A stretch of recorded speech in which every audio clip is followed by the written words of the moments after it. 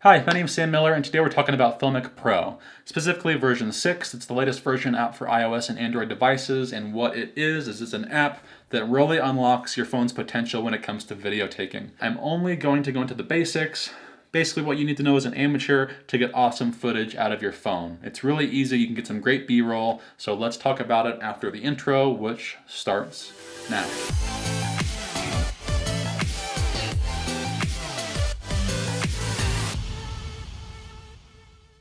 Okay, we're going to quickly talk about the benefits of Filmic Pro 6 and why you should be using it, and then we'll get into how. So real quick, one of the things I love about it is that you can choose the frame rate, you can choose the shutter speed, you can choose the zoom, the focus, all of that is customizable. You can get, really unlock your phone's potential when it comes to slow motion. So it's great for B-roll at 60 or 120 frames per second. You can lock in the exposure and the focus like you can, with the native camera apps on iOS and Android on most devices, but the potential and the capabilities in Filmic Pro are so much higher.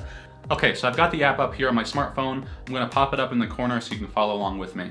So right off the bat, this is what it looks like when you open the app. You'll see a circle and a square, and you can move both of these around. And what these are, the circle is the exposure. So whatever you move the circle over is what's going to be properly exposed. And you can go into more settings to fix the exposure if it's not just what you'd like.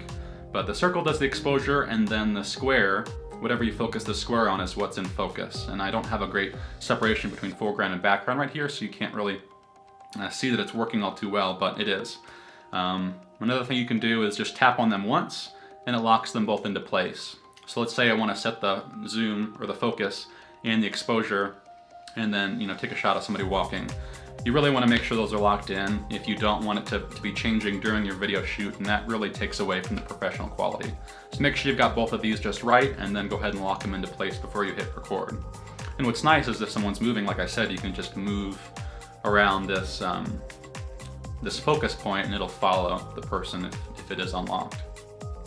Now you can get into more settings for each of these, and how you do that is you press this little circle with the rings around it, and that pulls up this display here. And you can also get to that just by pressing and holding on either the exposure or the focus zoom square. So what's nice with the focus here is I can, let's say I have something with a lot of separation between foreground and background. What I could do is I've got these focus points here, and I could go from one to the next very easily. You can set these focus points at whatever you'd like just by tapping on your main line here wherever you'd like, and the focus point that's closest to it is going to move there. But what's really cool is if I've got something in focus and say I want to transition to something behind it, all I have to do is tap the other focus point that I've just set, and it'll slowly zoom to that point. And you can go back and forth here. You can slide over and change the speed at which it does the focus pull.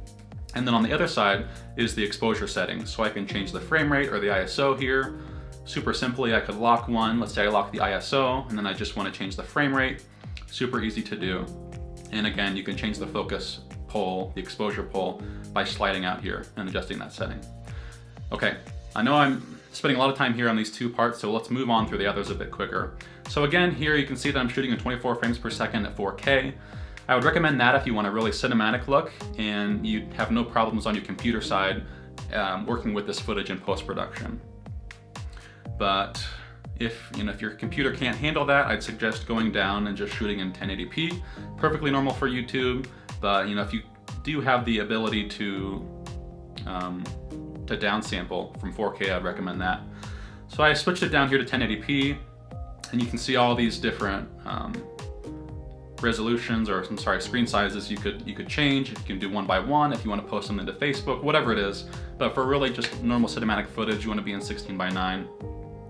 And down at the bottom here, I can change the quality that it shoots in. On an iPhone, Filmic Extreme is the top quality. I believe it's something slightly different on Android devices, but I'll go ahead and set it to Filmic Extreme to make sure I get the highest bitrate for my video so it looks the best. And then here in the frame rate, we can go, and it defaults to 24 frames per second, but you can go up to 120 at 1080p. I've got an iPhone 7 here, or whatever your phone's limit is based on the hardware. Filmic can adjust and get in that quality. So let's say I wanted to shoot 120 frames per second. I could go ahead and switch that there. I can adjust both the capture and the playback, but if I'm doing this all in post-production later, I'm just going to leave the playback at 120 frames per second and can adjust that later. So let's go back into 24 frames per second. and look at some other options here. So other things you'd like to adjust would definitely be the color settings.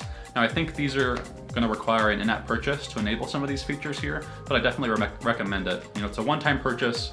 Once you've bought the app, what's nice is when your phone gets better, every time you get a new phone, you get this app already. And since you've already paid for it, you can use it. And so every time your phone gets better, the app gets better. And they're constantly releasing new versions of Filmic Pro, so it's just a really great feature. So if I click on this little color wheel down here, it pulls up the current temperature and tint that's applied for what I'm looking at. Now all I have to do is if I want to change things, let's say it's looking a little cool and I want to make it a little warmer, I can either bring up the temperature slider here or just adjust the combination of the temperature and the tint with this big square here. So I can make it warmer, which looks awful, or make it back down and cooler, adjust the tint or temperature with this box here. Now I can also just choose from the defaults here. Let's say I'm shooting in daylight, I can click that option. If I'm shooting in cloudy skies, I can click a different option. This next panel here allows you to go into log or go into a flat color profile to really enable you to make more adjustments in post-production, which is great. So I'm just gonna leave it in natural. If you know what you're doing, I'd suggest flat, and then if you have a lot of experience with working in post-production, then log would probably be your best route. So I'm just gonna go back to natural, keep it simple. And this final option here is I can control the saturation and the vibrance and enable or disable noise reduction if my frame rate's low enough to allow it. I would recommend it be off and make sure you have enough daylight. That is really the ideal route, but if that doesn't work, then go ahead and enable it. So that's it. I just wanted to quickly talk about Filmic Pro version 6 and the awesomeness that it brings. If you're an amateur, just set the frame rate at 24 frames per second. Make sure you've got great lighting, you're not overexposed. There's awesome features in here to make sure your exposure is perfect. Now again, you are limited by the camera of the phone itself, obviously, but Filmic Pro really unlocks all the potential from the software side to be able to get some really good shots out and do quite a bit of work in post to get the look you're going for. It's impossible to keep this down to 2 minutes and explain everything that there is. A basic beginner needs to know about Filmic Pro 6, but I hope you've enjoyed watching. Please subscribe if you aren't already, and I'll see you in the next one. Still working on how to say goodbye, or like, that's kind of overused. I could just walk away. I'll just walk away.